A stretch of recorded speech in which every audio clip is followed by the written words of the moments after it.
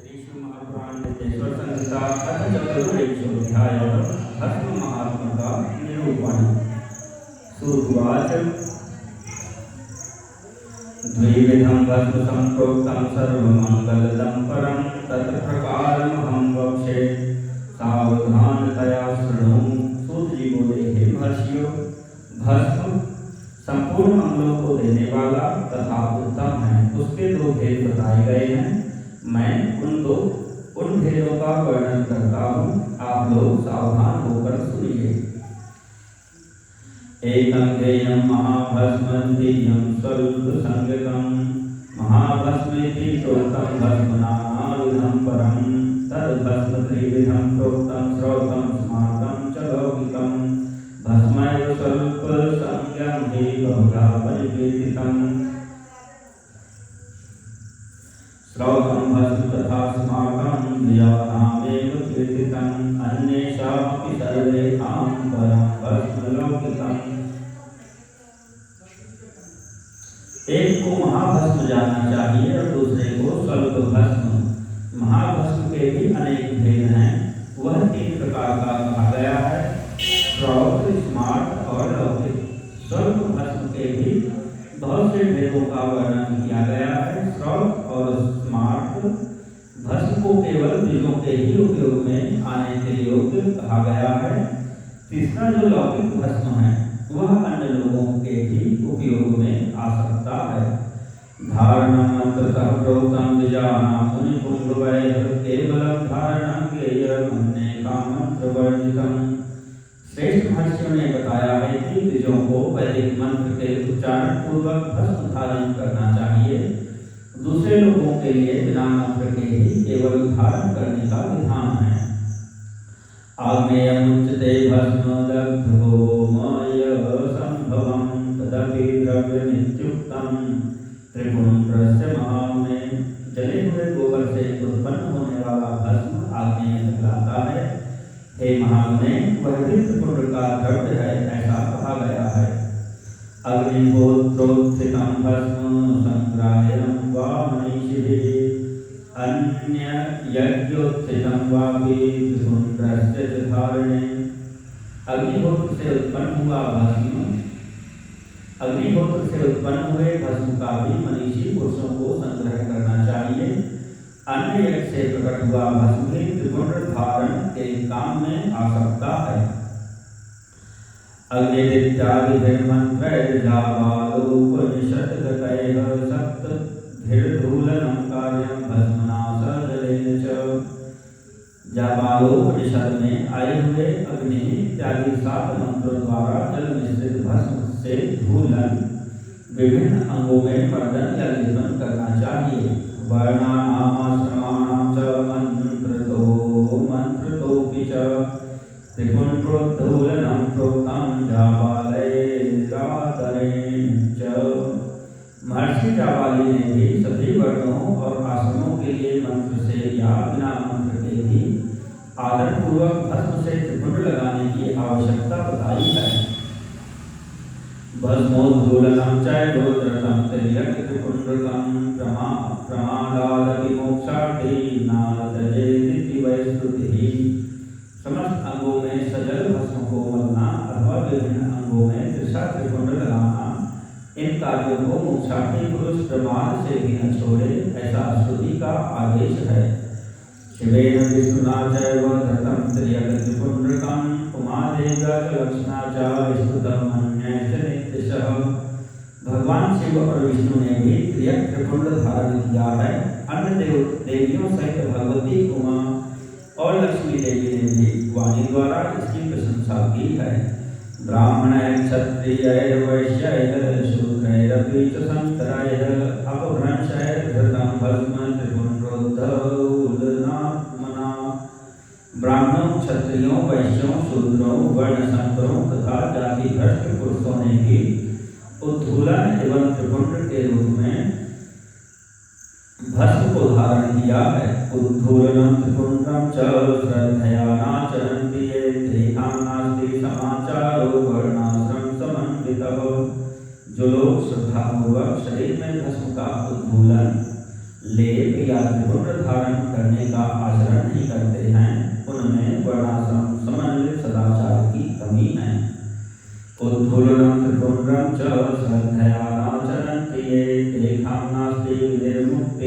संसाराजन्म कोटिभिः।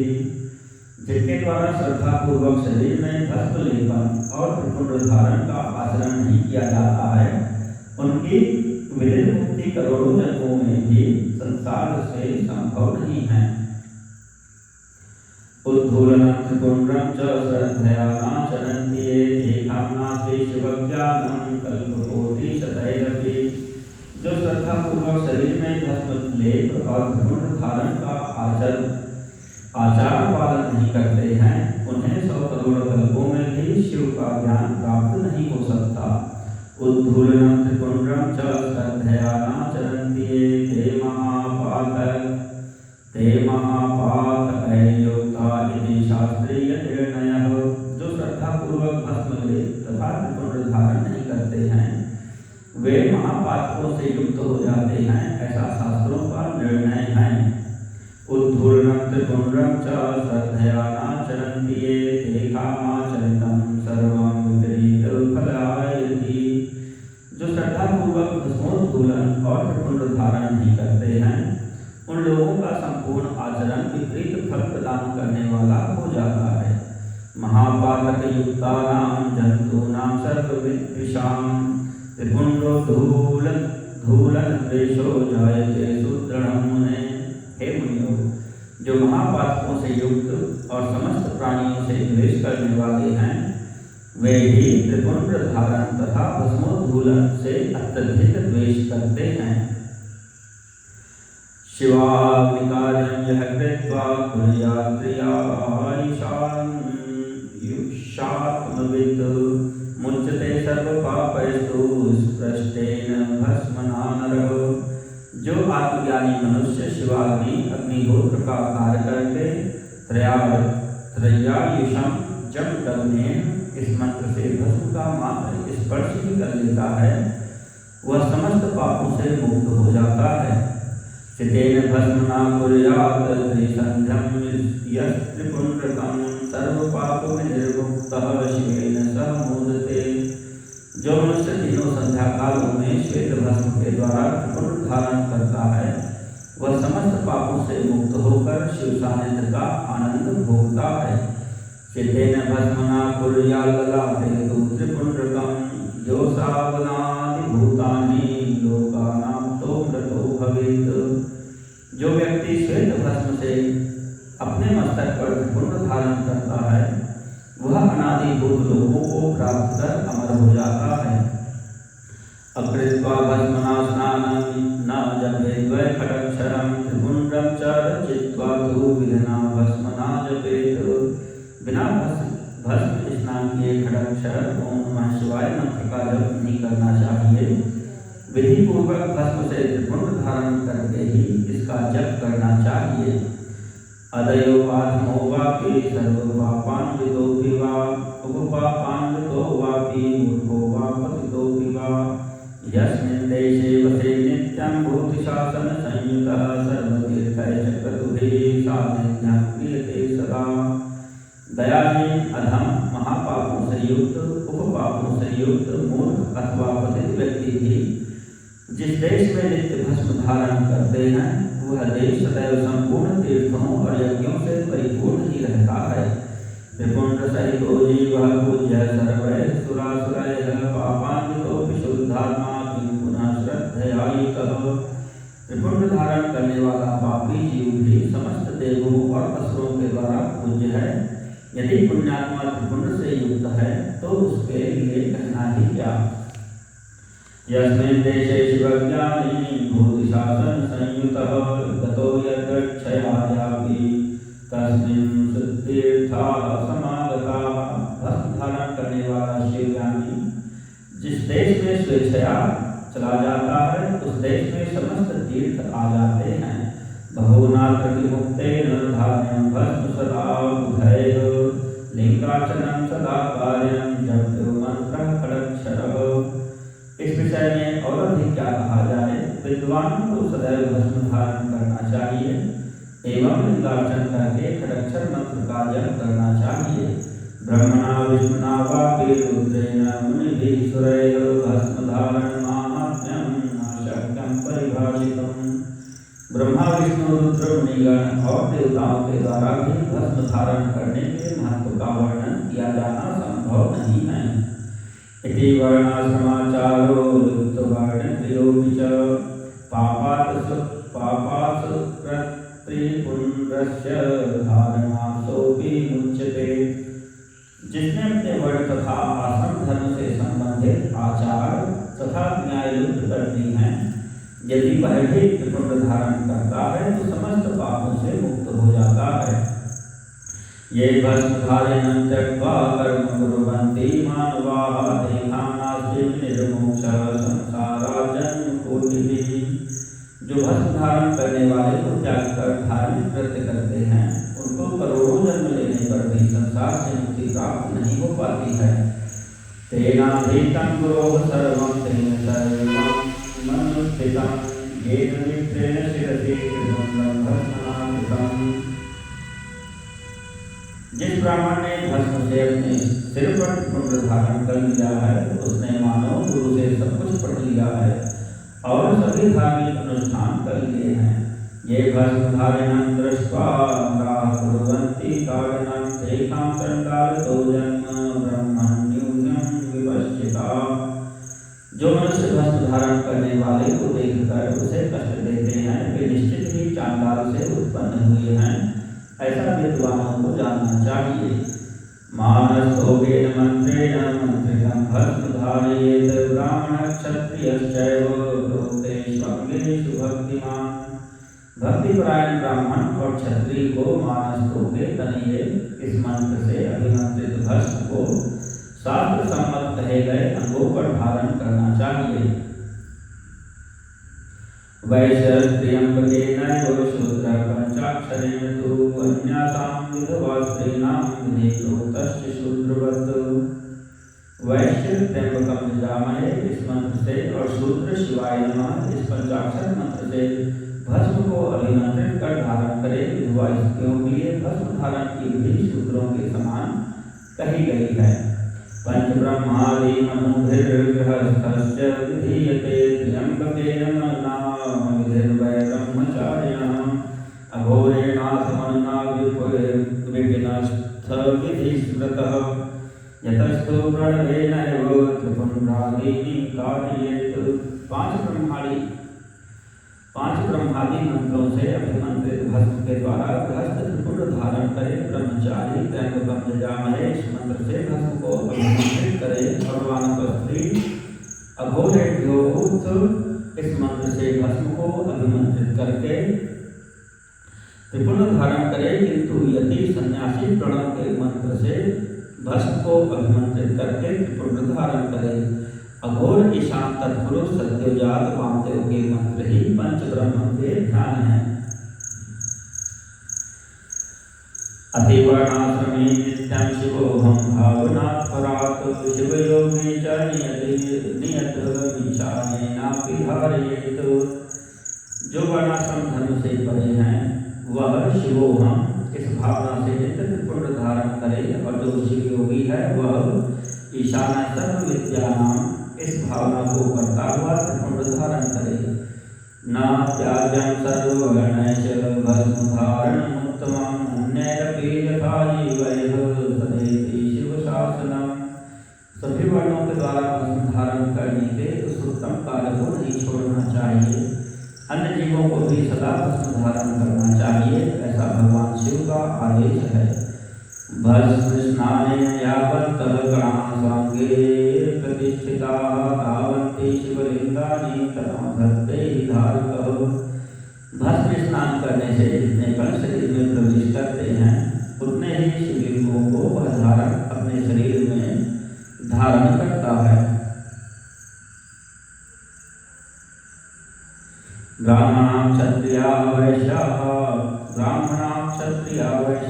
शूद्राश्चापि शङ्कराः स्त्रियोऽथ विधवा बालाः प्राप्ता पाखण्डिकास्तथा ब्रह्मचारी ग्रहीवन्यः सन्न्यासी वाव्रती तथा नार्यो भस्म त्रिपुण्ड्राः मुक्ता एव न संशयः। ब्राह्मण क्षत्रिय वैश्य शूद्र वर्ण संकर स्त्री सधवा विधवा बालक पाखंडी ब्रह्मचारी, गृहस्थ, वानप्रस्थी, सन्यासी, व्रती और सन्यासिनी स्त्रियां ये सभी भस्म के त्रिपुंड धारण के प्रभाव के द्वारा मुक्त हो जाते हैं, इसमें संशय नहीं है। ज्ञानाज्ञान धृतोवापि परिणीताः समूढता ज्ञानाज्ञान धृतं भस्म पावयेत् सकलं नरम्। जैसे ज्ञानवश या अज्ञानवश धारण की गई अग्नि सबको समान रूप से जलाती है, वैसे ही ज्ञान या अज्ञानवश धारण किया गया भस्म भी समान रूप से सभी मनुष्यों को पवित्र करता है। नाशनीया जलमन्न मलकुमपि वा भस्माक्ष धृत्या विना भुक्ता वातरहि पदीयतिर्वर्णि तथा संतरः येनो भुङ् नरकं प्रयाति सा सदा गायत्री जापेन तद् वर्णानां तु यतेषु मुख्यप्रणवा जापेन मुक्तिर्भवेत्। भस्म तथा रुद्राक्ष धारण के बिना जल अथवा अन्न को अंश मात्र भी नहीं खाना चाहिए। गृहस्थ, वानप्रस्थ, सन्यासी और वर्ण संकर जाति का व्यक्ति यदि भस्म एवं रुद्राक्ष को धारण किए बिना भोजन करता है तो वह मात्र पाप ही खाता है और नरक की ओर प्रस्थान करता है। ऐसे समय में उक्त वर्ण धर्मों का वह व्यक्ति गायत्री मंत्र के जप से तथा यदि सन्यासी मुख्य प्रणव मंत्र के जप से प्रायश्चित करके मुक्ति प्राप्त कर सकता है। त्रिपुंड्रम ये विनिन्दन्ति शिवमेव ते धारयन्ति च ये भक्त्या धारयन्ति तमेव ते। जो त्रिपुंड की निंदा करते हैं वे साक्षात शिव की ही निंदा करते हैं, और जो त्रिपुंड को धारण करते हैं वे साक्षात उन्हीं शिव को ही धारण करते हैं।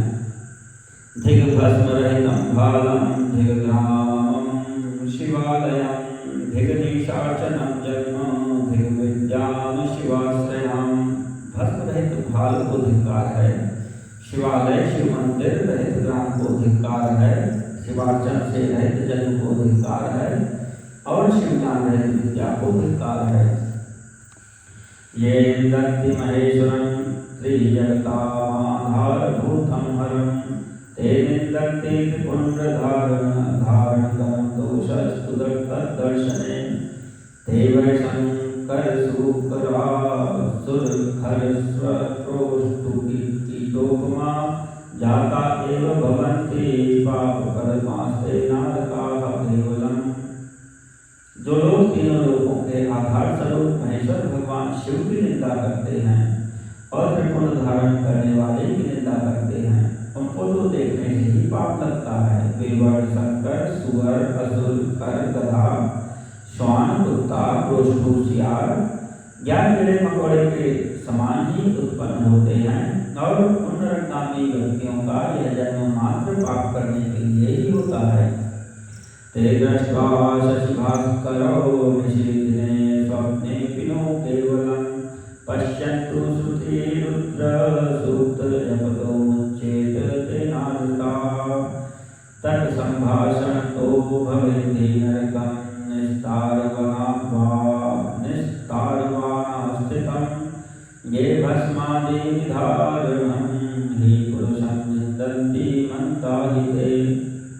भगवान शिव की तथा त्रिपुंड धारण करने वाले उनके भक्तों की जो निंदा करते हैं, उन्हें रात में देखने पर चंद्रमा के दर्शन से और दिन में देखने पर सूर्य के दर्शन से शुद्धि प्राप्त होती है। मात्र इतना ही नहीं, स्वप्न में भी उन्हें देखने से पाप लगता है। अतः स्वप्न में जो उन्हें देखे उसको अपनी शुद्धि के लिए श्रुति में कहे गए रुद्र सूक्त का आदरपूर्वक पाठ करना चाहिए, तभी उससे छुटकारा मिल सकता है। उनसे बात करने से नरक होता है, उस नरक से मुक्ति प्राप्त करना असंभव है। जो भस्म, त्रिपुंड आदि धारण करने वाले पुरुष की निंदा करते हैं वे निश्चित ही मूर्ख हैं। नातांत्रिकस्त्वधिकृतो नोन्वपुण्ड्रधरो मुने संतप्त चक्र चिह्नोत्र शिवयज्ञे बहिष्कृतः। हे मुने, तांत्रिक, ऊर्ध्व त्रिपुंड धारण करने वाले तथा तपाए गए चक्र आदि चिन्हों को धारण करने वाले इस शिव यज्ञ के अधिकारी नहीं हैं, वे इस यज्ञ से बहिष्कृत हैं। तत्र देवो लोका ब्रह्मजावालचेदिताः ते विचार्याः प्रयत्नेन ततो भस्मरतो भवेत्। बृहज्जावालो उपनिषद में कहे गए वे लोग ही उस यज्ञ में अधिकारी हैं। यत्पूर्वक उन्हें शिव यज्ञ के कार्य में सम्मिलित करना चाहिए, उन्हें भस्म लगाना चाहिए। यच्चंदनैश चंदन के मिश्रं धार्यं हि भस्मैव त्रिपुंड भस्मना विभूति भालो परिकिंचनापि धार्यं सदा यो यदि सन्ति बुद्धयः। विभूति का चंदन से या चंदन में विभूति का मिश्रण कर बनाए गए मिश्रित भस्म से मस्तक पर त्रिपुंड धारण करना चाहिए। कुछ भी हो, मस्तक पर विभूति धारण करना आवश्यक है।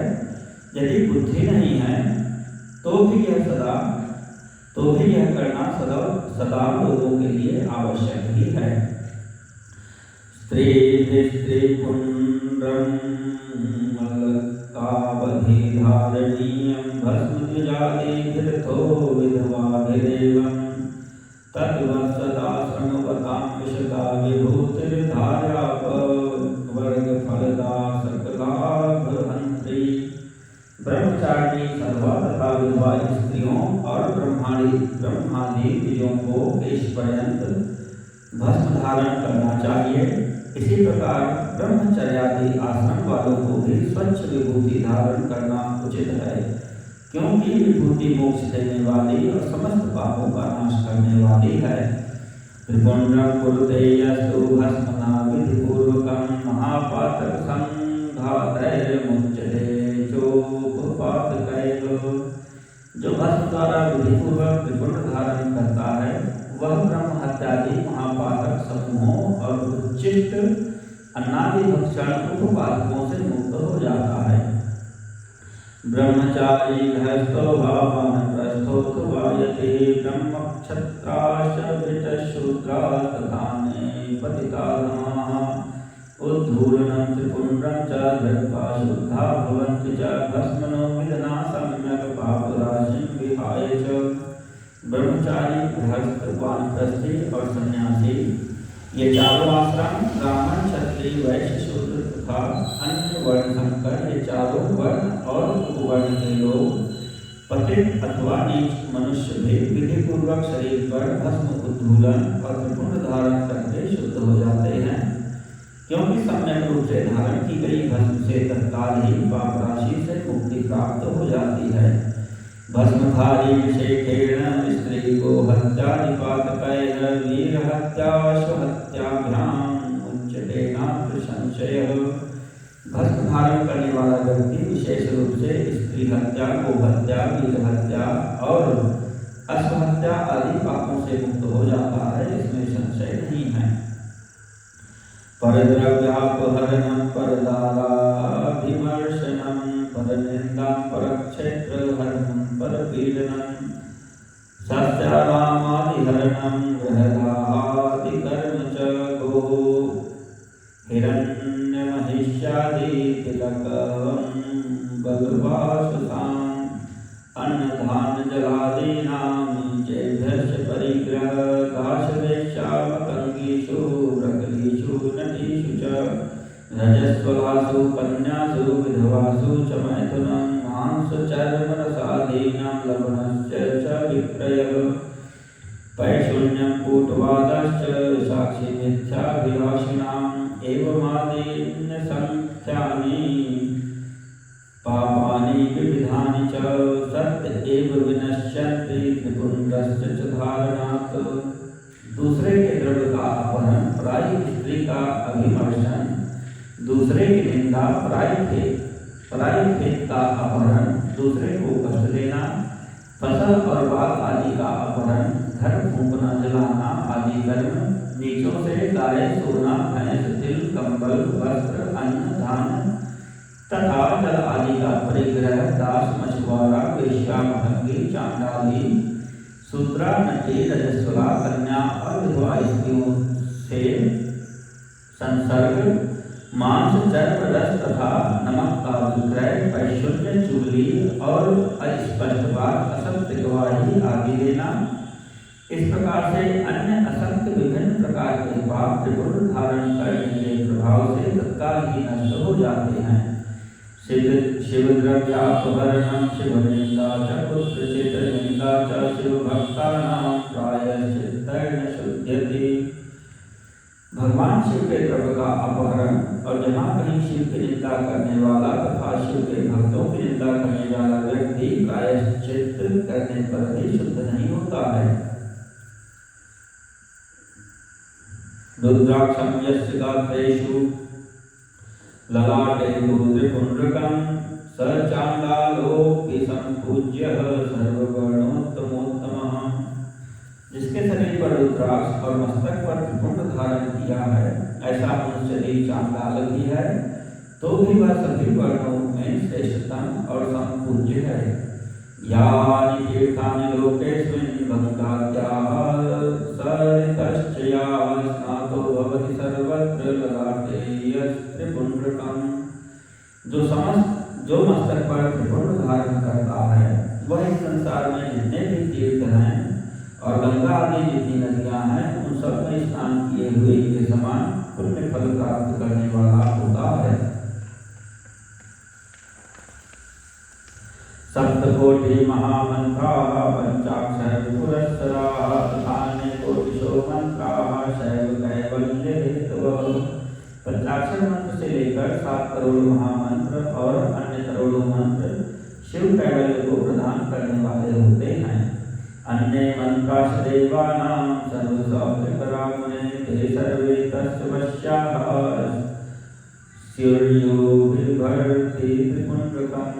हे मुने, विष्णु आदि देवताओं के लिए प्रतिपादित अन्य जो मंत्र हैं, वे सभी सुखों को देने वाले हैं। जो त्रिपुंड धारण करता है, उसके वश में वे सब मंत्र स्वतः ही हो जाते हैं।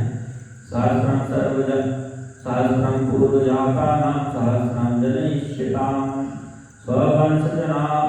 स्ववंशजानां ज्ञातीनामुद्धेयत्रिपुण्ड्रकृत्।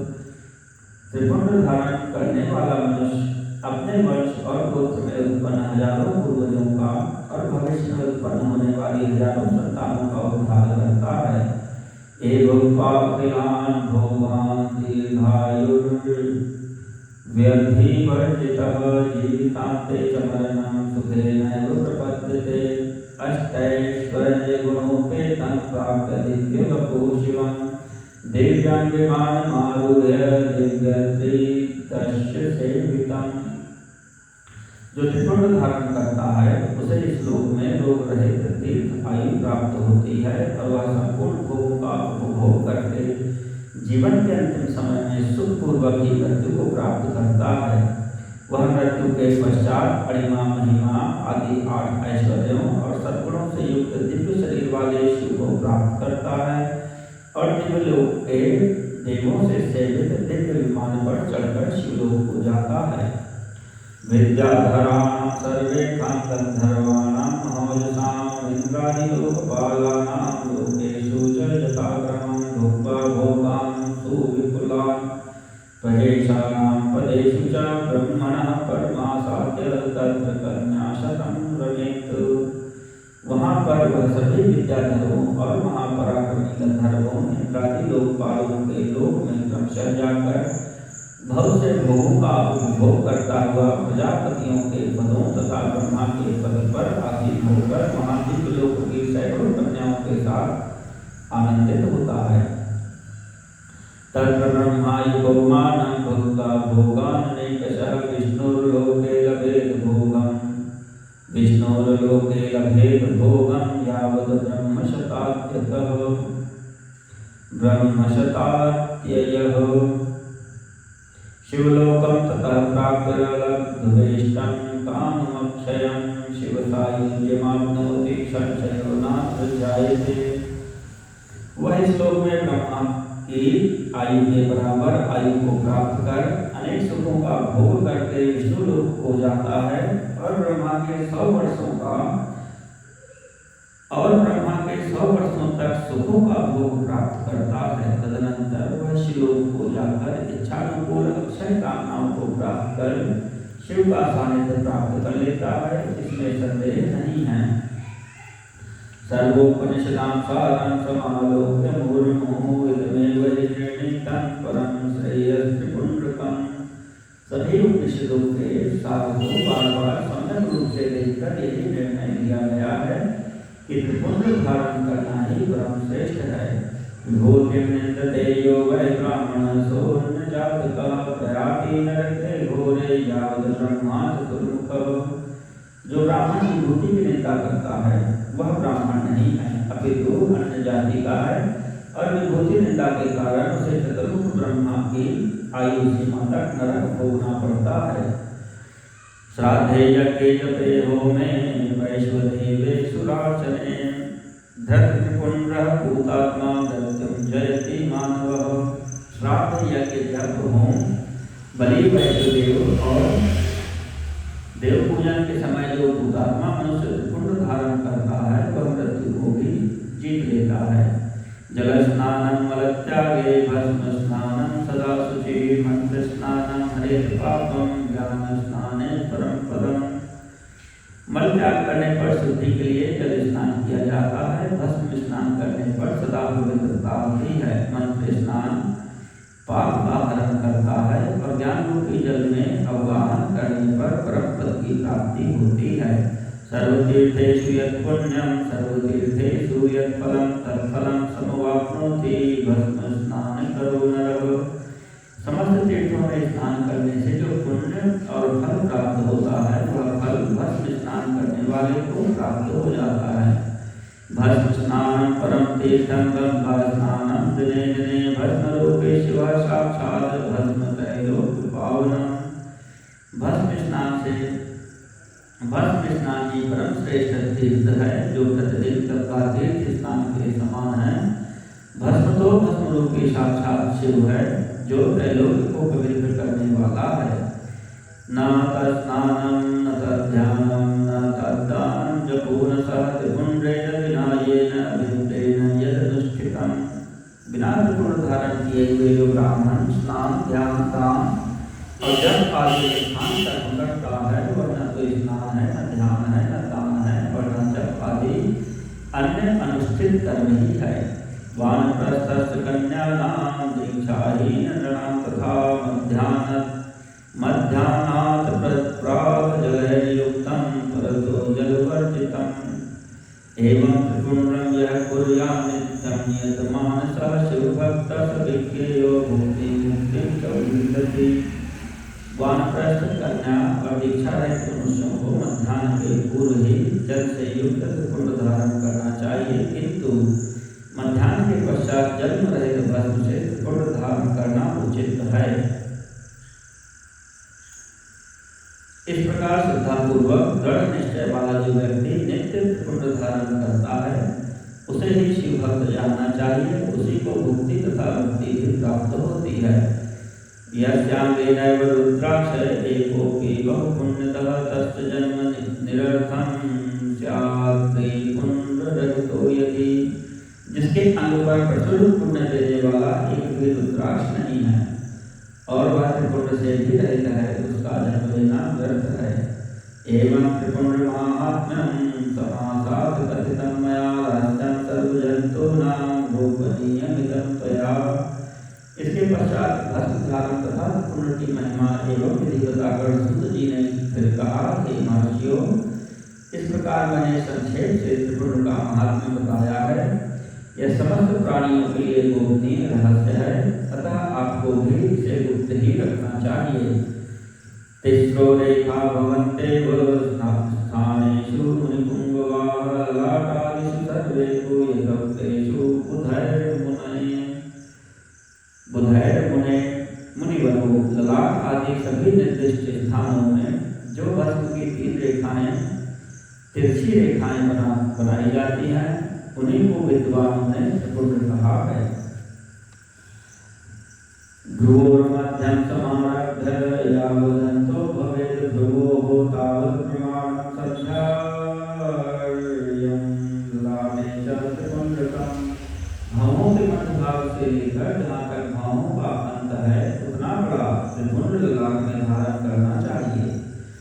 मध्यमानामिकांगुल्या मध्ये तु प्रतिलोमतः अंगुष्ठेन कृतारेखा त्रिपुंड्राख्य विधीयते।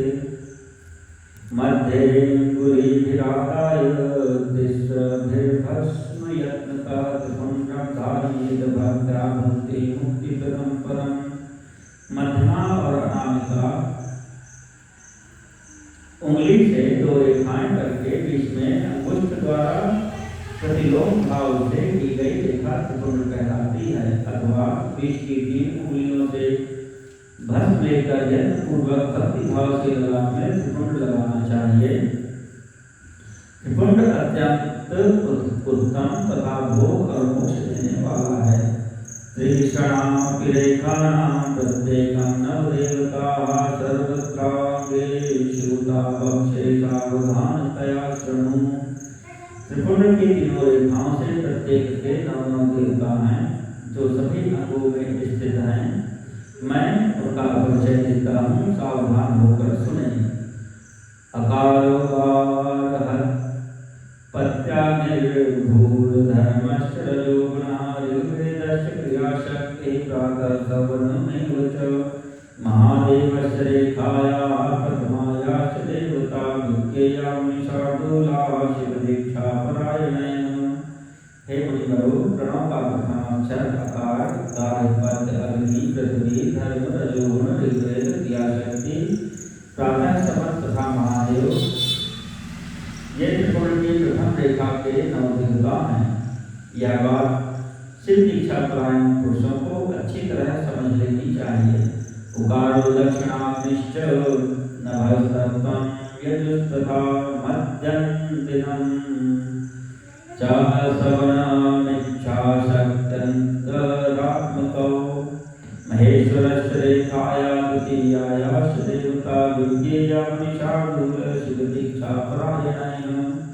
हे मुनिश्रेष्ठ, प्रणव का दूसरा अक्षर उकार, दक्षिणाग्नि, आकाश, सत्वगुण, यजुर्वेद,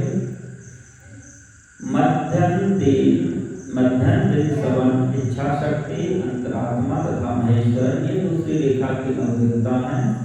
ऐसा सब शिव दीक्षित लोगों को जानना चाहिए।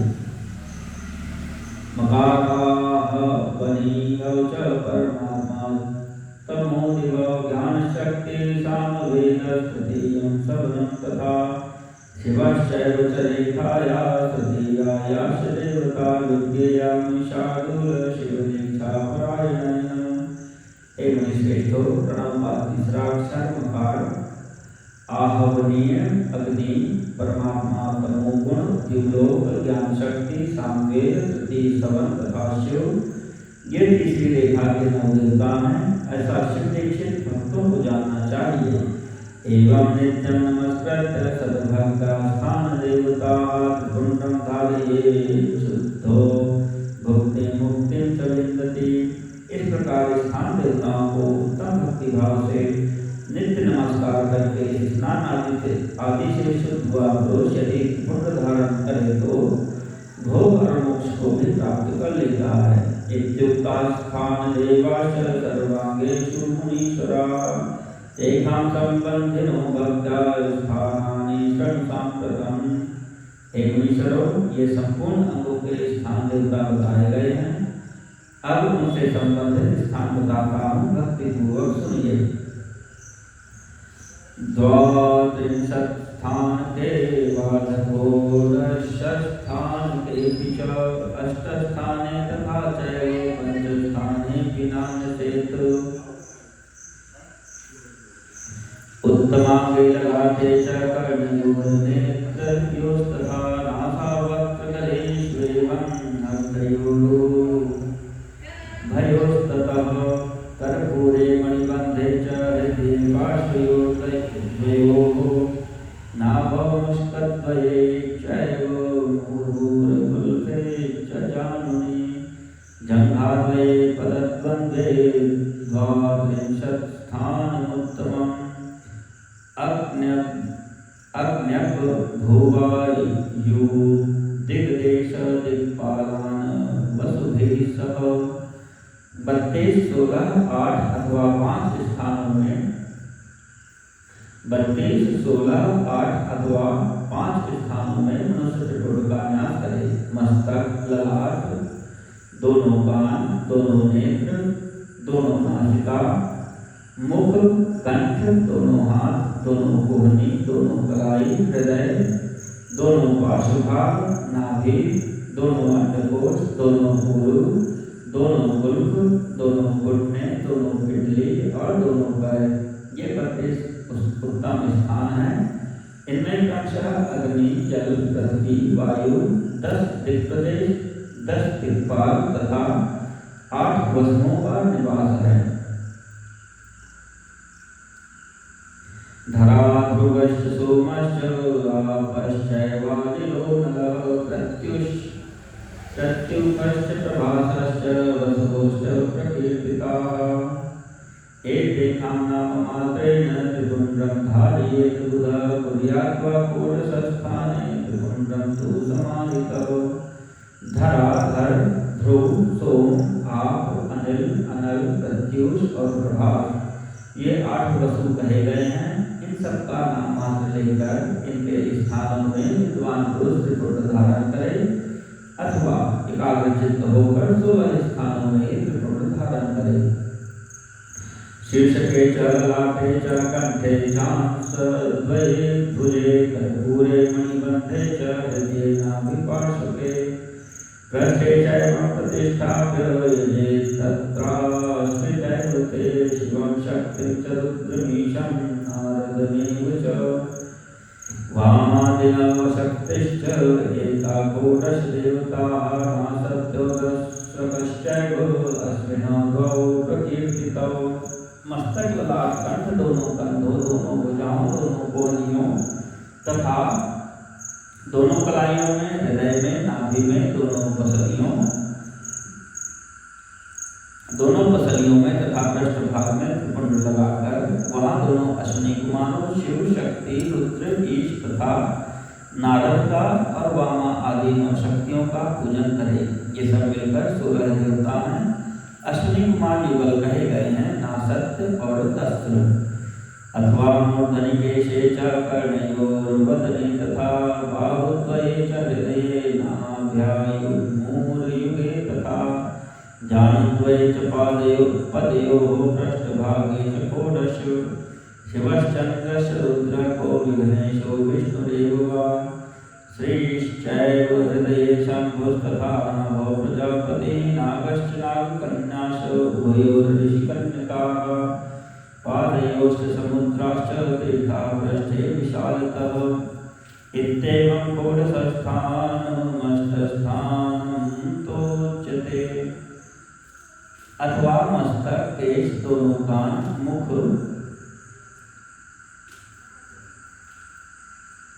दोनों भुजा, हृदय, नाभि, दोनों ऊरु, दोनों जानु, दोनों पैर और पृष्ठभाग।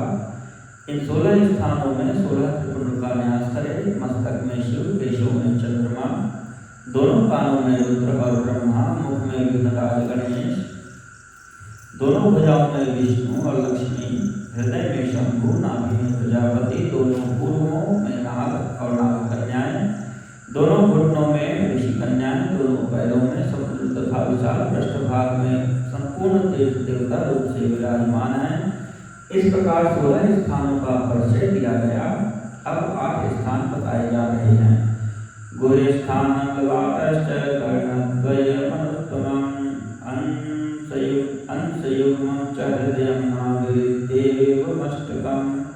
ब्रह्माचार्यस्य सप्तदेवताश्च प्रकीर्तिताः। इत्येवं तु समुद्दिष्टं भस्मविद्भिर्मुनीश्वराः।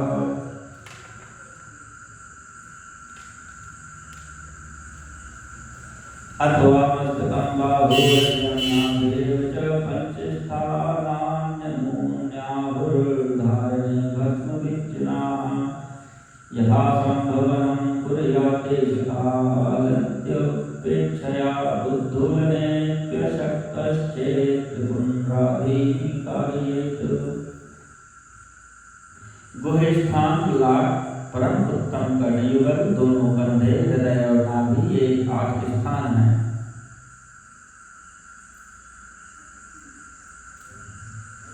इनमें ब्रह्मा तथा सप्तर्षि ये 8 देवता बताए गए हैं। हे मुनीश्वरों, वस्तु के स्थान को जानने वाले विद्वानों ने इस तरह 8 स्थानों का परिचय दिया है। अथवा मस्तक, दोनों भुजाएं, हृदय और नाभि, इन 5 स्थानों को भस्मवेत्ता पुरुषों ने भस्म धारण के योग्य बताया है। यथा संभव देश काल आदि की अपेक्षा रखते हुए उद्धूलन भस्म को अभिमंत्रित करना और जल में मिलाना आदि कार्य करे। यदि उद्धूलन में भी असमर्थ हो तो त्रिपुंड आदि लगाए। नेत्रम त्रिगुणाधारम त्रिजयोजनकम शिवम स्मरन् नमः शिवाय इति लगाते तो त्रिपुंडकम। ईशाभ्यां नम इत्युक्त्वा पार्श्वयोगस्य त्रिपुंडकं, बीजाभ्यां नम इत्युक्त्वा धारयेत् प्रकोष्ठयोः। कुर्यादः पितृभ्यां च उमेशाभ्यां तथोपरि भीमायेति ततः पृष्ठे शिरसा पश्चिमे तथा। त्रिनेत्रधारी, तीनों गुणों के आधार तथा तीनों देवताओं के जनक भगवान शिव का स्मरण करते हुए नमः शिवाय कहकर लाट में त्रिपुंड लगाए। ईशाभ्यां नमः कहकर दोनों पार्श्व भाग में त्रिपुंड धारण करें। बीजाभ्यां नमः बोलकर दोनों प्रकोष्ठों में भस्म लगाए। रुद्राभ्यां नमः कहकर नीचे के अंग में, उमेशाभ्यां कहकर ऊपर के अंग में तथा भीमाय नमः कहकर पीठ में और सिर के पिछले भाग में त्रिपुंड लगाना चाहिए। इति श्री शिव महापुराणे प्रथमायां द्वितीय संहितायां भस्म धारण वर्णनं नाम चतुर्विंशोऽध्यायः।